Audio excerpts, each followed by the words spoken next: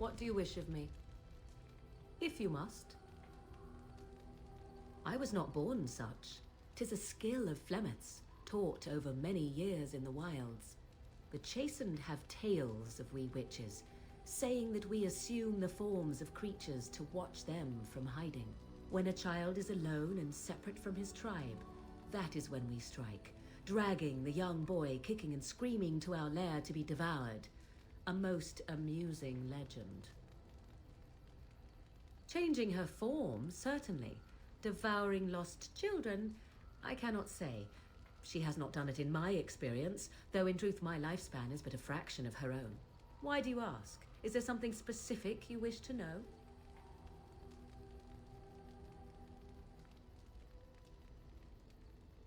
The form of an animal is different from my own.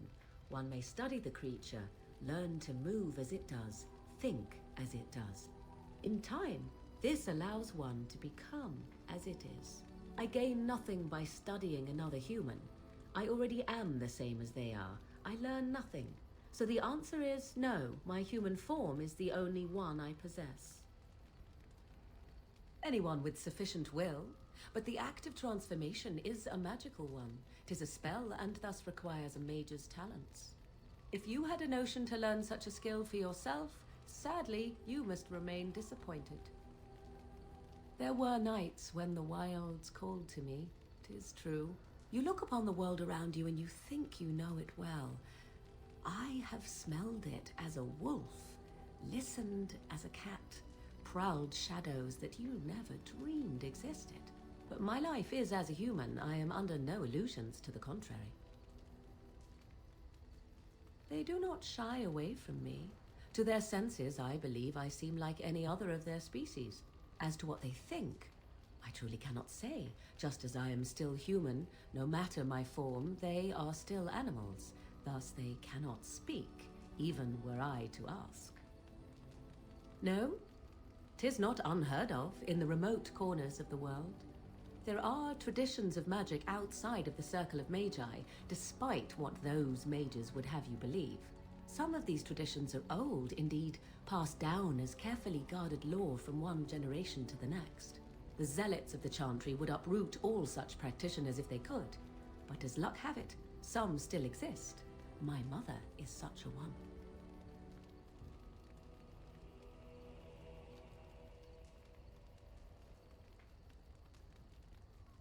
I am surprised you think so. Still, 'tis a pleasant thing to hear. Indeed. Have you an opinion on my abilities, then? Am I an unnatural abomination to be put to the torch?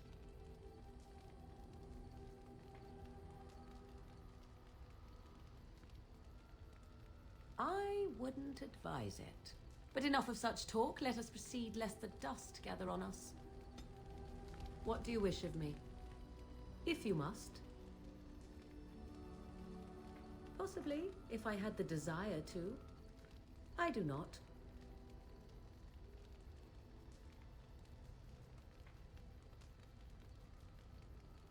I was told to accompany you and to help you, and that I shall.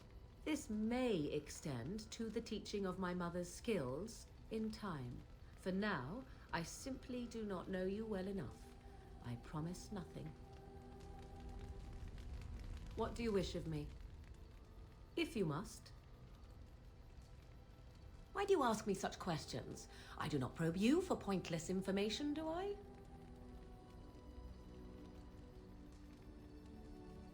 Any number of cats could inform you of the answer to that question, but have it your way. What is it you asked? If I grew up in the wilds? A curious question. Where else would you picture me? For many years it was simply Flemeth and I. The wilds and its creatures were more real to me than Flemeth's tales of the world of man. In time, I grew curious. I left the wilds to explore what lay beyond, never for long. Brief forays into a civilized wilderness.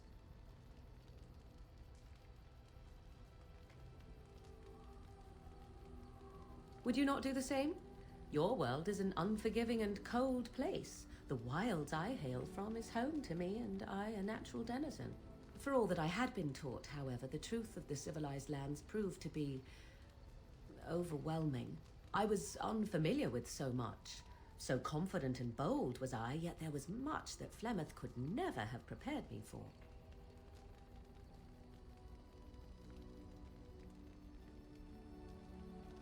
Was I hurt? What manner of simpering weakling do you take me for? Only once was I accused of being a witch of the wilds, and that by a chastened who happened to be traveling with a merchant caravan.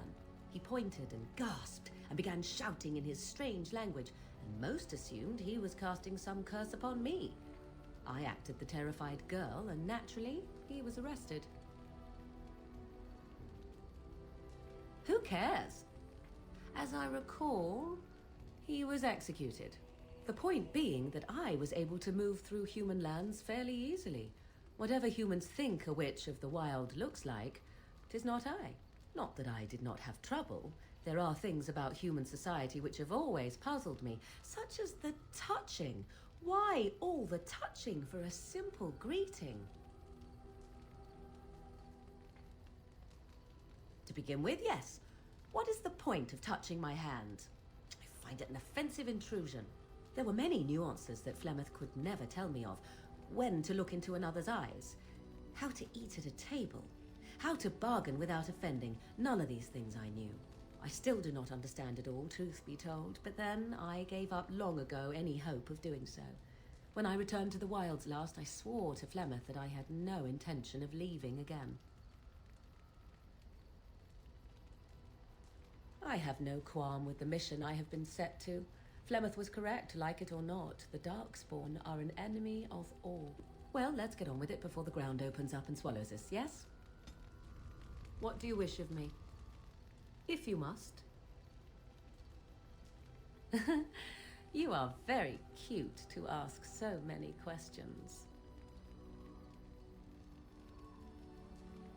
Really? Perhaps we should be wrapped in ribbons and adorned with flowers. So cute are we, too. My mother has been hunted from time to time, yes, by Templar fools like Alistair, which should tell you how successful they generally were. Flemeth made a bit of a game of it, in fact.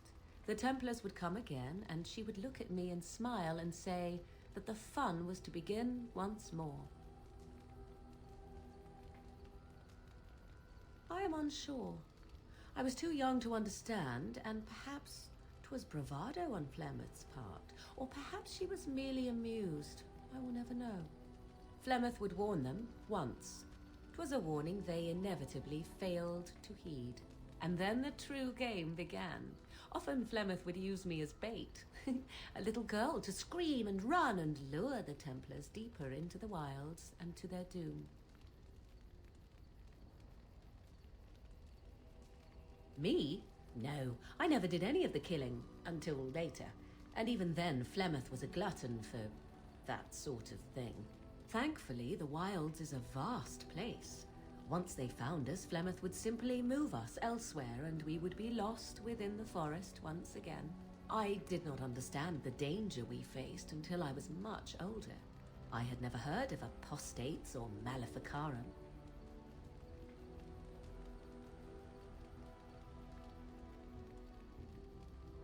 You do not know? The Zealots use that word for any magic they do not control. The Chantry sees any mages not leashed to the Circle of Magi as apostates. And apostates could become maleficarum, evil mages that resort to blood magic and become demon-enslaved abominations. It may even be true. Still, those of us who prefer freedom see no reason to submit.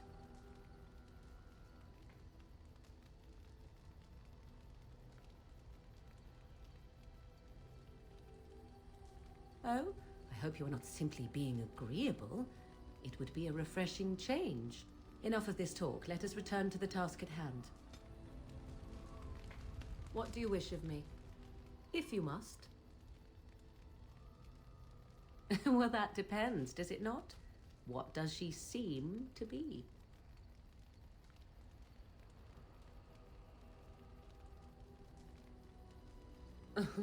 Sometimes I do wonder the very same thing. Tell me, how much do you know of the tale?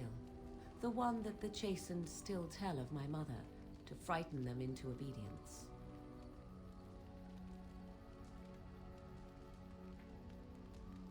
I can relay what Flemeth once told me herself, and you can decide whether or not 'tis the truth, if you desire. As the tale is sung by the bards, there was a time when Flemeth was young and beautiful, a fair lass in a land of barbarian men, the desire of any who saw her. The tales say that Flemeth fell in love with Osen the bard, and fled the castle of her husband, the dread Lord Conabar, and that he swore vengeance for her infidelity. In truth, my mother claims that 'twas Osen who was her husband, and Conabar the jealous lord who looked on from afar. Lord Conabar approached young Osen and offered him wealth and power in exchange for his lovely wife, and Osen agreed. The life of a bard is a poor one, and love fades in the wake of hunger. 'Twas Flemeth who suggested the arrangement. All would have been well had Lord Conabar kept his end of the bargain. But he was a foul man who bargained with coin he did not possess. Osen was led off to a field and slain, left for dead.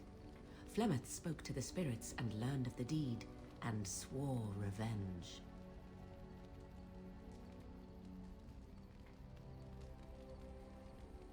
That was not the point. Conabar had no honor, so she would not have him. Flemeth begged the spirits to aid her, and 'twas they who slew Conabar. The demon the legend tells of came later. Lord Conabar's allies chased Flemeth, you see, chased her to the wilds, and there she hid. There she found the demon, and he made her strong. The legends all speak of the great hero Cormac, he who defeated Flemeth and her great army when she invaded the lowlands centuries later. All lies.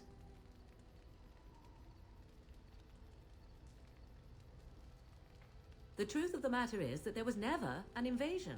As Flemeth tells it, the Chastened never raised an army under her banner, and she never fought with any warrior named Cormac.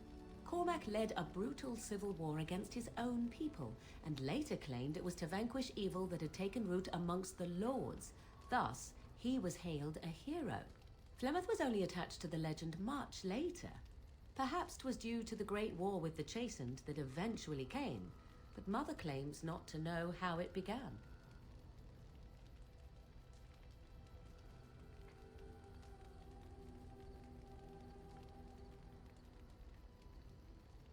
The demon within her has transformed her into something else. An abomination, perhaps some would say. I know not. I only know my mother is clever, and she is part of the wilds, part of her. But she is no immortal. She bleeds. A blade in her heart would kill her like any other, were it lucky enough to find her. You ask if I have sisters. I have asked of this myself. The stories tell of many witches of the wilds after all, not just the one, and these tales existed long before I did. Flemeth refuses to speak of other daughters, if they existed, so should I believe I am her first? I doubt that too. The Chastened tell of a falling out between Flemeth and her daughters. They say that one day she hunted them all through the wilds and ate their hearts. It may be true. I have never seen another witch or heard of one. Perhaps one day Flemeth will eat my heart as well. I do not believe everything that Flemeth claims. Oft it seems her bitterness has colored her memories. But on the whole, yes, I believe this tale, if not all. How often is this usually? Always? If not always, then when is it not true? There are more things in this world and the next than you or I could ever hope to understand. What Flemeth became is a mystery. I suspect even to her. Flemeth tells it with far more embellishment than I, but you are welcome. Dare I ask of your own mother? Few are abominations of legend, 'tis true, but I find myself curious nevertheless.